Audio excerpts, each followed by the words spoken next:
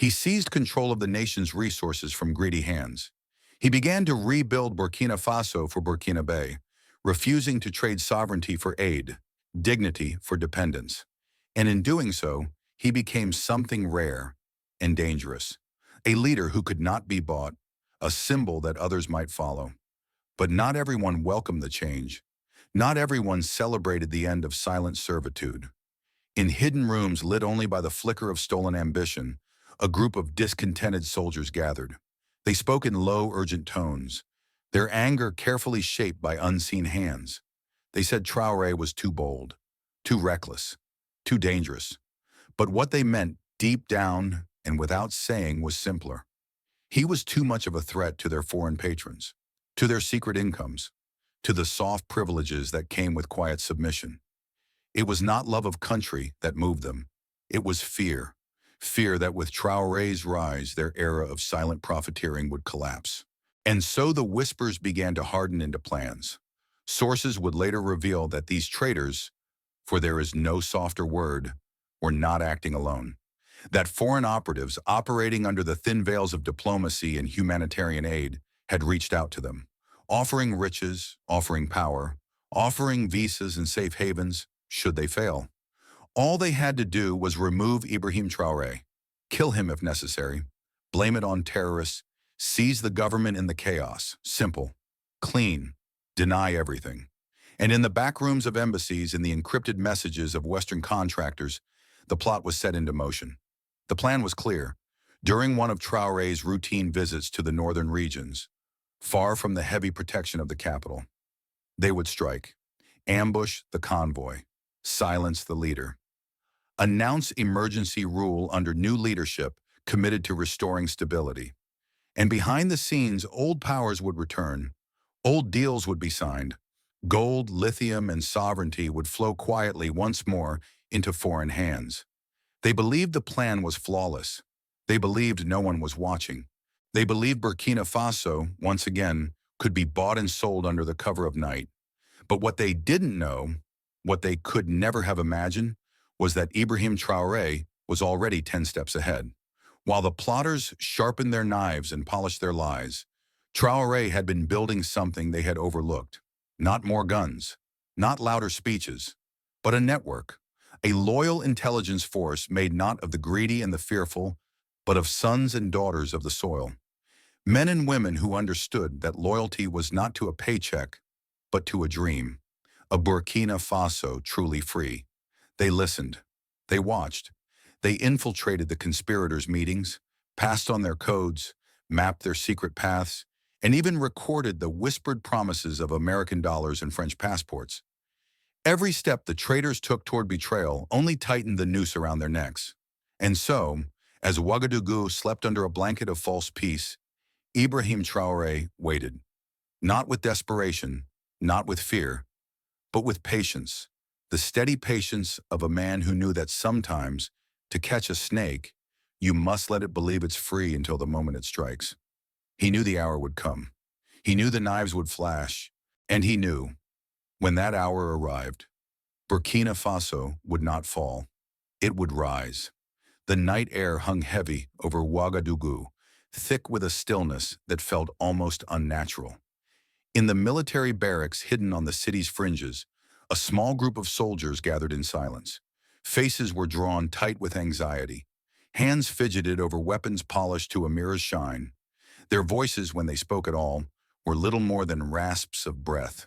Tonight was the night they would betray the very oath they had once sworn. The night they would trade their homeland for promises of gold and visas. The night they believed would make them kings. They moved with cold efficiency, weapons distributed, uniforms double-checked. Timetables are reviewed again and again. Every step is practiced to perfection, every detail memorized, and still a tremor of doubt gnawed at them. An invisible hand was brushing the back of their necks, whispering that something was wrong. But ambition is a blinding thing, and they pushed the doubts away, telling themselves what all traitors tell themselves. No one knows. We are invincible. Victory is certain. What they didn't realize was that the walls themselves seemed to listen, that the very floors beneath their boots had already betrayed them. For within their ranks moved one who was not theirs. A soldier, calm, loyal not to foreign dollars but to the dream Ibrahim Traoré carried, had infiltrated their midst. He had passed along every whispered plan, every secret rendezvous, every encrypted message promised salvation if the coup failed. The trap was not waiting. It was already set, and it was closing. Hours before the traitors were scheduled to move, a quiet, coordinated operation unfolded across the city. Burkina Faso's loyal forces, handpicked by Traoré himself, sealed the checkpoints. Barracks loyal to the president went on high alert. Hidden weapons caches were raided and confiscated. Military vehicles are prepared for swift, silent maneuvers.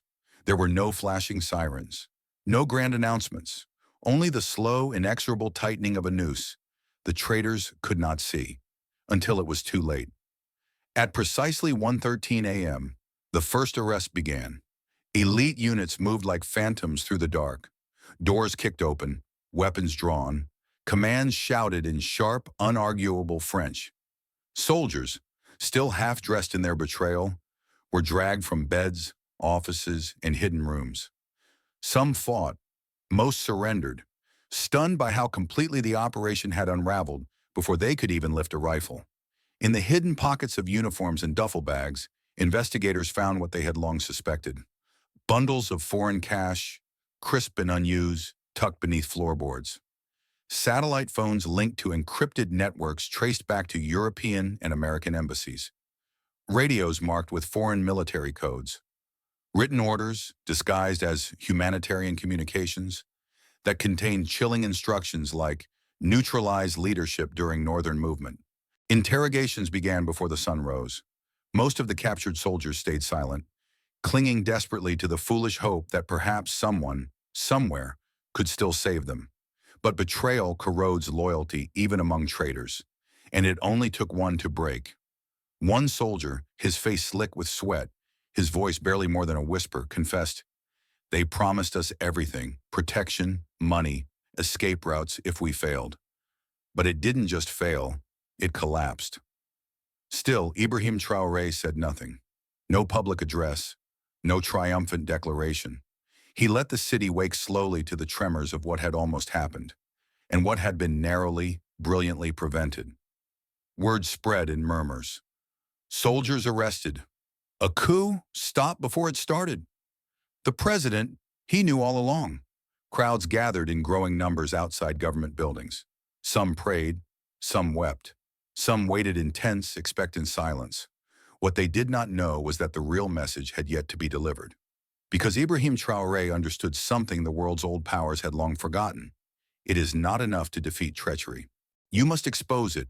You must drag it into the light so that no one, not inside your borders, not outside, ever dares believe again that Africa's dignity can be bought with foreign promises. The sun was beginning to rise over Ouagadougou, and with it, the reckoning would begin. The morning sun blazed mercilessly over Ouagadougou, turning the dust-swept streets into rivers of gold. But today, no one complained about the heat. Today, something historic was about to unfold. Whispers rippled through the city like electricity. The traitors are captured. The president himself will speak. People abandoned their stalls, closed their shops, and left their homes to flood the central square. Thousands gathered, shoulder to shoulder, breathless with anticipation and fear. Had they truly been saved from betrayal? Was it over? And then from a distance came the sound, not of celebration, not of music, but of heavy trucks grinding slowly toward the square. All eyes turned. All voices fell silent. The first truck rolled in, its engine rumbling like distant thunder, and from its open back, chained together by the wrists, climbed the traitors. They were not masked. Their faces were bare for all to see. Men who had once swaggered through the streets in crisp uniforms. Men who had once saluted arrogantly at parades. Men who had once spoken of patriotism while secretly selling their nation for a price. Now they stumbled in the dust, heads bowed, stripped of their pride. Their medals meant nothing. Their foreign money meant nothing. Their whispered promises of power meant nothing. They were just men, broken, exposed, defeated. Gasps swept through the crowd. Some recognized the traitors, a former commander here, a decorated officer there. Children clutched their mothers' skirts. Elders shook their heads in quiet sorrow, but the crowd did not riot. They did not jeer. They watched, silent and grim, as the trucks disgorged the betrayal onto the burning earth. And then, at the heart of it all, he appeared. Ibrahim Traoré. No bulletproof vest, no sunglasses to shield his eyes, no fear in his step, just a simple military uniform, dusty boots, and the weight of an entire nation on his shoulders. The crowd surged forward, but respectful hands held them back. This was not a mob. This was people reclaiming their dignity. Traoré stood tall before the kneeling traitors. Behind him, the national flag snapped in the dry wind, vivid red, green, and yellow against the blinding blue sky. He didn't read from a script. He didn't hide behind a podium. His voice carried across the square, steady, controlled, each word striking like a drumbeat. These men are not heroes. They are not patriots. They are traitors. The words hit the crowd like a thunderclap. A low murmur grew. Anger, disbelief, grief. But still, the people held the line. Traoré walked slowly among the kneeling men, his boots kicking up small clouds of dust. He stopped in front of a soldier, a man who had once trained beside him at the military academy. He looked at him, not with hatred, but with a sorrow deeper than words. "Even you?" he asked softly. The traitor could not lift his head, could not meet the eyes of the man he had tried to destroy. Traoré turned back to the crowd, and then in a voice that rang across the city and would later echo across a continent, he declared, "They sold themselves for foreign coins. They knelt before those who still believe Africa is a land to be owned. But we are not their property. We are a free people, and no amount of betrayal will change that." For a moment, the world stood still, and then a roar, a tidal wave of voices chanting his name, beating drums, waving flags. Mothers wept openly. Elders raised their fists to the sky. Children climbed onto shoulders, their faces alight with something they had never dared to dream of before: hope. It wasn't just a parade of prisoners. It was a message, not only to the traitors kneeling in the dust, but to their foreign sponsors watching from afar. Burkina Faso would not be bought. It would not be broken. It would not bow. The world had tried to end Ibrahim Traoré's revolution before it began. Instead, they had ignited it, and the flames were rising. As the traitors were led away under heavy guard, the dust of Ouagadougou seemed to shimmer with something new, something alive. Not just pride, not just anger, but an awakening, a knowing that from this day forward, nothing and no one would steal their dignity again. And Ibrahim Traoré, standing alone beneath the burning sun, was no longer just a president. He had become a symbol, a living testament that in the heart of Africa, freedom was no longer a dream deferred. It was a fact, unbreakable, and here to stay. The dust had barely settled from the parade of shame, but inside the fortified walls of the presidential compound, another battle was raging, silent, methodical, devastating. Traoré's intelligence teams, the same network that had unraveled the coup before it began, now combed through every seized device, every document, every encrypted transmission. What they uncovered shook even the most seasoned officers. Laptops cracked open like vaults, sat phones intercepted, encrypted emails are decrypted line by line, and buried beneath layers of false identities and coded language, the truth emerged. Ugly, undeniable. This was not merely a group of greedy soldiers. This was not just ambition fueled by envy. This was a foreign-engineered operation. The evidence piled higher by the hour. Messages sent from anonymous European servers, dripping with covert instructions. Ensure asset removal before Q4. Priority neutralized during northern movement. Financial transactions traced to Western banks. Tens of thousands of dollars funneled discreetly into the traders' accounts. Satellite phones programmed to receive only 2 numbers, both linked to buildings that house Western aid missions in West Africa. Military-grade weapons with serial numbers scrubbed clean, smuggled through land routes disguised as humanitarian aid. And most chilling of all, training manuals. Not for fighting insurgents, but for controlling government buildings, disabling communication networks, and executing surgical leadership removals. Not the tools of peacekeepers, the tools of professional destabilizers. The deeper Traoré's team dug, the clearer the picture became. This coup attempt had been months, perhaps years, one in the making. It had started with polite visits from Western consultants offering security assistance. It had grown through quiet military training programs where a few soldiers were singled out, recruited, and groomed. It had escalated with bribes disguised as scholarships, business investments, and humanitarian projects, until finally the noose was ready, and the last tug of the rope had only been a failed ambush away. And why? Why had the world's old powers, with all their wealth and distance, cared so much about this dusty, resilient nation? Because Ibrahim Traoré had dared to do what few others even spoke of. He expelled French troops. He reclaimed control of the nation's gold, lithium, and rare earth minerals. He rejected foreign aid laden with hidden conditions. He forged alliances beyond the old colonial corridors, with fellow African nations, with emerging Asian powers. He declared openly, Africa will no longer kneel, not to France, not to America, not to anyone. And that terrified them more than any insurgency ever could. Because if Burkina Faso could rise, unbought and unbowed, then maybe Mali would follow, then Niger, then Guinea. Then all the old puppet strings stretched across the Sahel would snap one by one. The empire of silent control, built over centuries, was cracking. And Ibrahim Traoré was the hammer. The findings were compiled into an explosive report: names, dates, money trails, undeniable evidence of foreign orchestration. But Traoré didn't rush to broadcast it. He understood something deeper. The goal wasn't revenge. It wasn't even an international embarrassment. It was awakening. It was showing the Burkinabe people, and all of Africa, that the enemy wasn't always the man shouting insults in the open. Sometimes the true enemy smiled politely, offered training, funded development, all while quietly setting the stage for control. When Traoré finally spoke to the nation, he chose his words with the precision of a scalpel. Standing in a crowded square once again, dust on his boots, sunlight on his face, he said, "They came with weapons and gold. They came with promises and smiles. They thought our land was still for sale. They thought our loyalty could still be bought. But they forgot.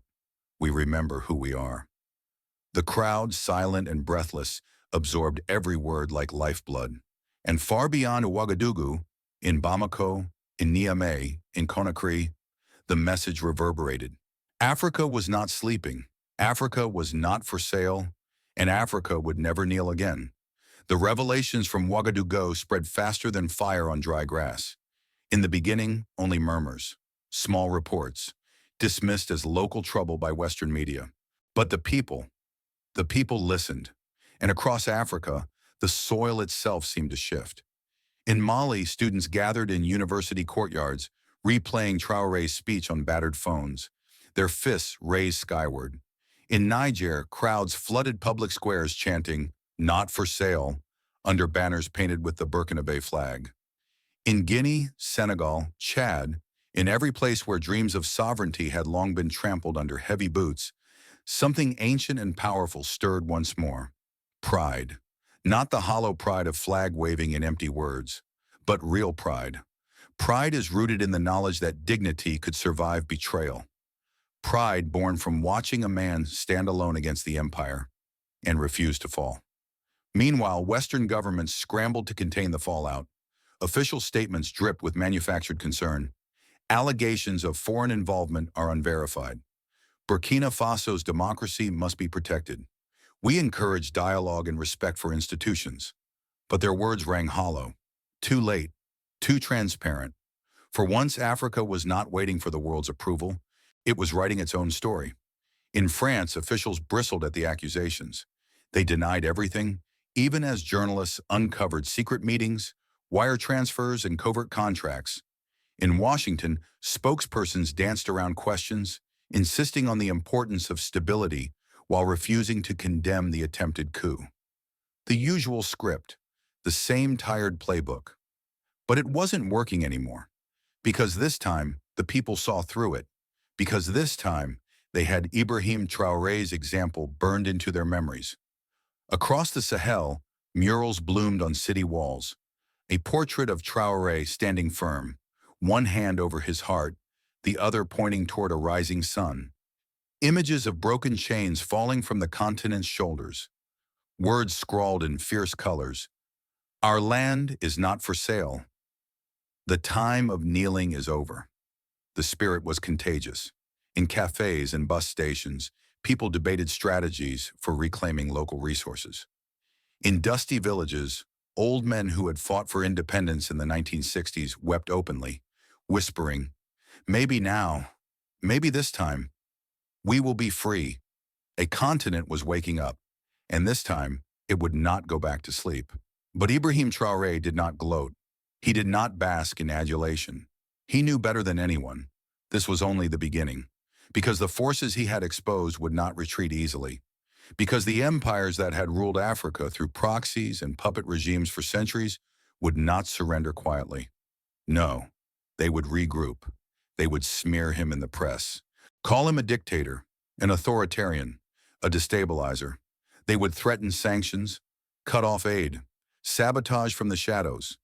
He knew it was coming, and yet he smiled, not with arrogance, but with the calm certainty of a man whose roots were too deep to be torn free by foreign winds. A week after the failed coup, Traoré addressed the nation again. No grand palace, no marble podium, just him standing in the dust among his people. And this time, he did not just speak to Burkina Faso. He spoke to every African heart beating across the vast stretches of the continent. They called us weak. They called us poor. They called us chaotic. But what they fear, what they have always feared, is not our weakness. It is our strength. It is our unity. It is the fire in our hearts that no chain can extinguish. Africa will not be owned. Africa will not be tamed. We are the sons and daughters of warriors, and we are waking up. The crowd erupted, not in frenzy, but in something far more dangerous to those who wished Africa to remain silent: purpose. And so the revolution continued, not through guns, not through coups, but through the slow, unstoppable rising of a people's spirit. A continent once carved and divided was knitting itself together again, thread by thread, dream by dream. And at its heart stood Ibrahim Traoré, a soldier, a son of the soil, a symbol, not of rebellion, but of rebirth. The winds of change, once a mere whisper across the Sahel, now roared like a desert storm. What began in Ouagadougou as the silent defiance of one man had blossomed into a continent-wide awakening. From the red sands of Mali to the lush forests of Congo, from the bustling markets of Lagos to the ports of Dakar, a single truth rippled through the air. Africa was stirring, and it would not be lulled back to sleep. In Mali, where foreign soldiers still lingered behind high walls and armored convoys, the people took to the streets. They demanded not just promises of sovereignty, but its full, immediate reality. Mali is for Malians, they chanted, waving handmade signs bearing Traoré's image beside their national heroes. In Niger, youth movements that had long been dismissed as idealistic suddenly found themselves at the heart of national debates. They organized peaceful rallies, filled town halls with fiery speeches, and flooded social media with one common call: no more puppets, no more masters, only freedom. In Senegal, Guinea, even in the distant south where Cape Town's skyscrapers gleamed against the ocean, whispers grew louder. If Burkina Faso could stand, why not us? Western powers watched uneasily. This was not what they had planned. Africa, they had always believed, could be managed, with carefully crafted aid packages, with diplomatic pressure, with the silent encouragement of compliant leaders. But Ibrahim Traoré had shattered that illusion, and now they found themselves scrambling, sending envoys bearing thinly veiled threats, issuing warnings about regional instability, commissioning think tanks to write glossy reports on the risks of rising nationalism. But none of it mattered, because the fire had already leapt beyond their grasp. It burned now in the hearts of the young. It roared in the songs sung in marketplaces and on city buses. It glowed in the eyes of a generation that had decided, we are not what they say we are. We are what we choose to become. Meanwhile, Ibrahim Traoré moved with a quiet, relentless purpose. He forged new alliances, not with those who demanded submission, but with those who respected sovereignty. Trade agreements were signed with emerging powers in Asia and the Middle East. New defense pacts were negotiated, strictly on terms of mutual respect, not domination. Burkina Faso's gold and lithium mines were reopened, but this time under the ownership and oversight of Burkinabe citizens. Schools rolled out new curricula, not teaching colonial history as an inevitable fate, but as a warning, a lesson in vigilance, a call to protect what was theirs. And in every speech, every interview, every quiet meeting with farmers, soldiers, merchants, Traoré repeated the same unwavering message. Independence is not a date on a calendar. It is a daily choice. It is a refusal, every day, to kneel, to sell, to forget. International media tried their best to distort the narrative. Some called him a strongman. Others warned of creeping authoritarianism. They painted him as a villain because they could not control him. But within Africa itself, the truth could not be hidden. In villages where electricity flickered and running water was scarce, old radios crackled with broadcasts of hope. In cities choked by poverty and old wounds, murals bloomed on cracked walls. Portraits of Traoré, yes, but also of unity, of possibility. A new language was emerging, not spoken by tongues but by the beating of hearts. It said, we will build what they said we never could. We will protect what they tried to steal. We will rise not because they allow us, but because we must. And through it all, Traoré remained grounded. He refused palaces. He refused motorcades of luxury. He remained a son of the soil, eating in public markets, walking without entourage, listening more than he spoke. Because he knew, symbols can be torn down, flags can be burned, laws can be rewritten, but once dignity awakens in the soul of a people, it cannot be conquered. Not by armies, not by bribes, not even by time. The fire was spreading. It was not the fire of war. It was the fire of rebirth. And Africa, the real Africa, the dreaming, bleeding, undefeated Africa, was stepping into the light. Finally, irrevocably, forever. The crowd still chanted. The murals still bloomed. The flags still flew. But far away in tall glass buildings in New York, Paris, and Brussels, the mood was changing. Not with noise, with strategy. Because the old powers had learned a bitter lesson from the failed coup. Ibrahim Traoré could not be broken by bullets, so now they would try to break him with silence, with cold, with calculated isolation. It began subtly, a shift in headlines. Burkina Faso slides into authoritarianism. Freedom of the press under fire in Traoré's regime. Young strongman threatens West African stability. Articles written not by local reporters, but by foreign correspondents with little more than secondhand quotes and rehearsed outrage. NGOs released statements, not about Traoré's reforms or the exposure of foreign plots, but about freedom at risk, funding to Burkinabe hospitals and schools, previously filtered through foreign-run aid programs, suddenly disappeared. The justification? Security concerns? The truth? Punishment. Then came the financial blow. 3 major European banks, under quiet government pressure, suspended transactions to and from Burkina Faso. Investors were warned of political instability. Foreign embassies issued vague travel advisories. Aid programs dried up. Trade routes were slowed by red tape. Parts for essential infrastructure projects were delayed indefinitely, all without a single shot fired.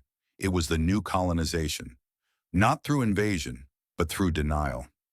Inside the presidential palace, a modest building that had seen more foot traffic than fanfare, Traoré gathered his advisors.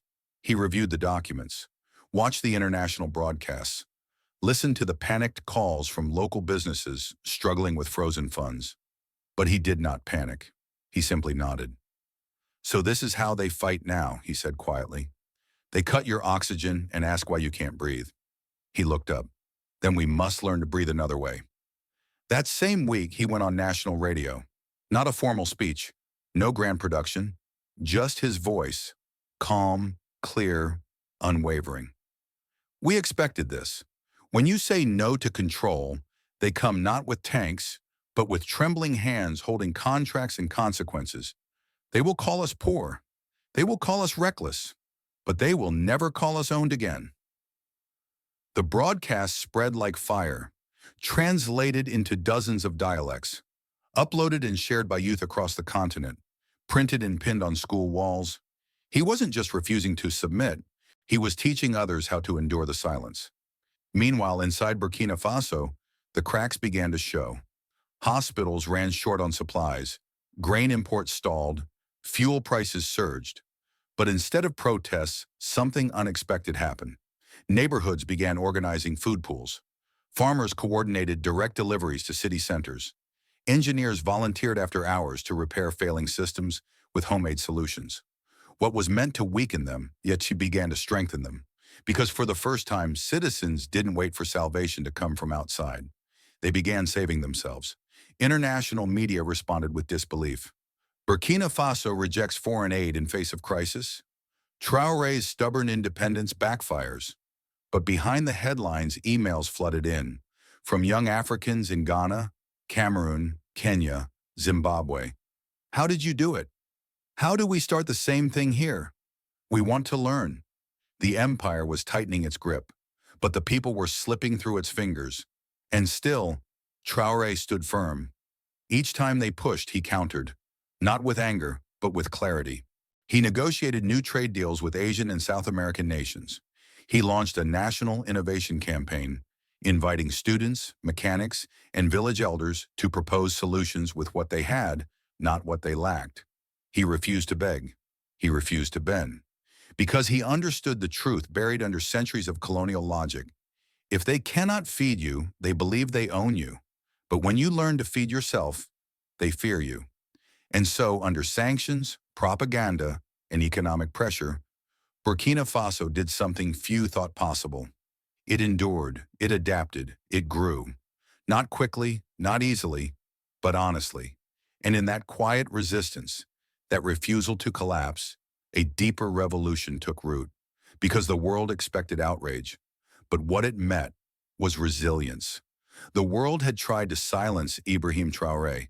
They had tried to drown him under a flood of headlines, sanctions, and whispered warnings. But truth, like water, always finds a crack.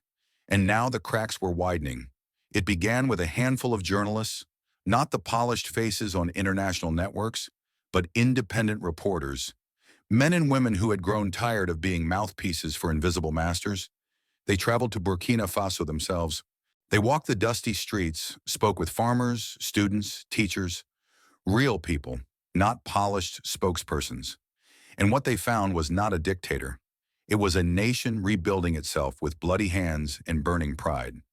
They reported back with articles that shook the narrative. Burkina Faso, a nation under siege, but standing tall.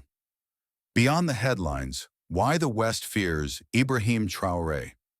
The revolution no one can stop. Videos leaked onto social media. Clips of Traoré standing in a packed marketplace. No bodyguards, no grand declarations. Just buying bread from a smiling vendor. Clips of school children reciting new lessons. Not in shame, but in fierce, trembling hope. Burkina Faso belongs to her children. Our future is ours to build. Clips of elders blessing him, not because he was perfect, but because he dared to be imperfect and still stand tall. The official story crumbled. International audiences, once fed a steady diet of fear and disdain, began to question. If he's a tyrant, why do his people rally without fear? If he's oppressive, why are there no mass graves, no burning villages? University debates erupted in Paris, London, and New York. Students quoted Traoré's speeches alongside Mandela's and Sankra's. Professors who had once parroted colonial history now found themselves facing a generation unwilling to swallow lies politely. The empire's grip on the narrative, so carefully crafted for decades, was slipping. And then came the artists, the poets, the musicians, the painters. In Lagos, a song climbed the charts, a fiery anthem called Not for Sale, blending Afrobeat rhythms with Traoré's own words sampled into the chorus. In Johannesburg, a giant mural appeared overnight. Ibrahim Traoré standing barefoot, arms outstretched beneath the words, "They cannot starve the sun." In Dakar, spoken word competitions erupted, young voices crafting verses about sovereignty, about resistance, about a continent no longer asking for permission to dream. The fight was no longer confined to dusty government buildings. It was alive in the streets. It was alive in the soul. Meanwhile, Burkina Faso adapted. Trade deals with non-Western nations blossomed. Agricultural programs expanded rapidly, teaching urban youth to farm rooftops, abandoned lots, anywhere seeds could find dirt. Local industries, long crushed under imported goods, slowly breathed back to life. Burkinabe textiles, Burkinabe coffee, Burkinabe innovation. They learned to do with less. And in doing so, they became more. International agencies still issued their cold reports. GDP decline expected. Risk of humanitarian crisis. But on the ground, another reality grew. Community gardens feed entire neighborhoods. Local clinics are run by volunteer nurses. Schools built with recycled materials, buzzing with laughter. Because resilience doesn't appear on spreadsheets. It lives in the marrow of a people. Through it all, Ibrahim Traoré refused to engage in petty retaliation. He did not waste time arguing with foreign newspapers. He did not demand apologies. Instead, he moved forward, one quiet, relentless step at a time. Because he knew, you don't argue with those who deny your dignity. You outlive them. And with every passing day, as Burkina Faso endured, adapted, and even flourished under pressure, it became harder and harder for the world to pretend they hadn't noticed. And so, the battle shifted, from sanctions to symbols, from headlines to songs, from isolation to inspiration. Because you can freeze accounts, you can cancel trade deals, you can smear a name, but you cannot extinguish an idea whose time has come. And somewhere beyond the borders of Burkina Faso, a million hearts beat a little faster, a million heads lifted a little higher, a million souls whispered in unison, "If they can stand, so can we." The winds of change, once whispered on dusty roads and hidden in village songs, now howled across the entire continent.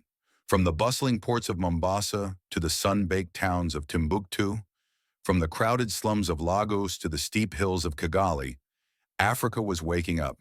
And this time, it wasn't waking up to the sound of foreign orders or empty promises. It was waking up to the rhythm of its own heart. Inspired by the quiet defiance of Ibrahim Traoré, young Africans began to ask dangerous, beautiful questions. Why must we beg for what is already ours? Why should we trade gold, lithium, and oil for pennies while our children go hungry? Why should our leaders kneel to those who never cared if we stood? University halls, once silent with resignation, now roared with debates about sovereignty, innovation, and dignity. Village councils, long dominated by the cautious and the fearful, now buzzed with the fearless urgency of youth. Even in refugee camps, the forgotten wastelands of colonial wars and corporate greed, hope dared to creep into conversations once buried under despair. And it wasn't just talk. All across the continent, small revolutions sprouted like seeds in a rainy season. In Ghana, cooperatives were formed to reclaim cocoa farms from foreign corporations. In Tanzania, students built a solar energy network with scraps and stubborn brilliance. In Kenya, fishermen banded together, refusing to sell their catch to international companies that exploited their waters. In Congo, women's groups revived local weaving industries that had been crushed by cheap imports. It wasn't perfect, it wasn't easy, but it was real. It was ownership, it was pride. It was the beginning of a continent slowly, stubbornly taking itself back. One village, one harvest, one defiant step at a time. And through it all, the image of Ibrahim Traoré loomed not as a king, not as a conqueror, but as something rarer, a reminder. A reminder that true leadership does not command by fear, but by example. A reminder that courage doesn't always roar. Sometimes it simply refuses to move. Across Africa, walls that had once held portraits of foreign presidents and colonial governors now bore the likeness of a young man in dusty boots, standing beneath a burning sun, looking forward without flinching. Art shows dedicated exhibitions to the new sons of Africa. Spoken word poets stitched his name into verses alongside Mandela, Sankara, and Lumumba. Musicians sampled his speeches into beats that blasted from battered radios and sleek smartphones alike. It wasn't hero worship, it was recognition. Recognition that someone had finally shown it was possible to fight without becoming a monster, to resist without losing humanity, to stand tall without needing permission.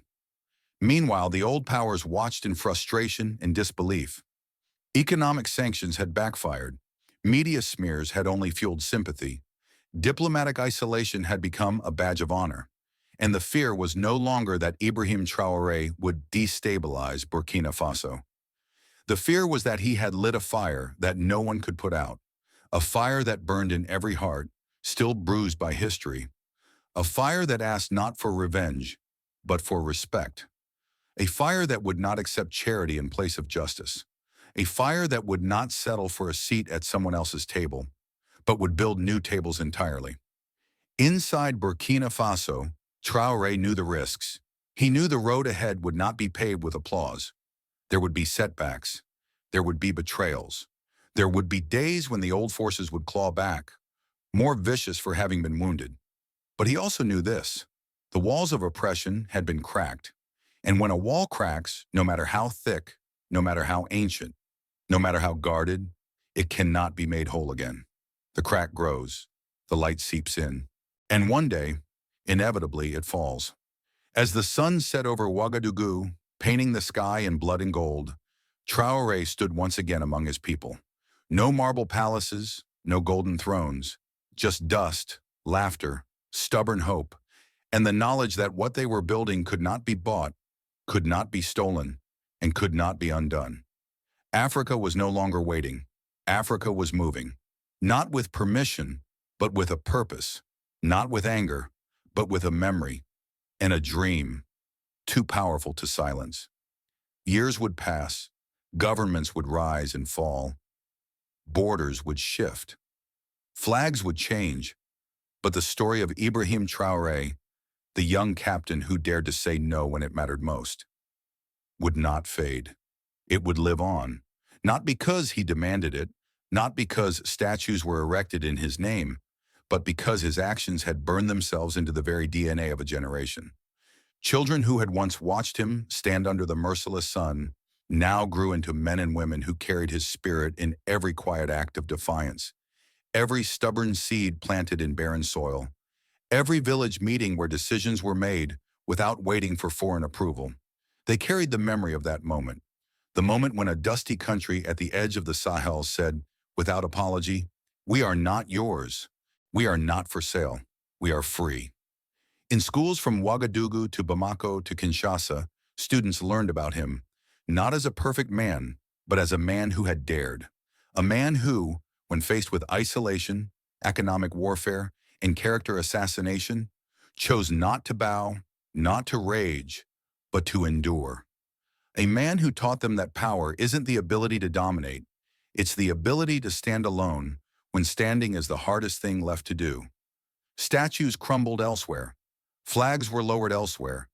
But in the hearts of those he touched, a new monument rose. Not made of bronze or stone, but of conviction, of knowledge, of memory. And in time, the world changed. Slowly, painfully, inevitably. The model of leadership shifted, from polished puppets to principled leaders. From imported solutions to homegrown dreams. Africa stopped waiting for saviors. It became its salvation.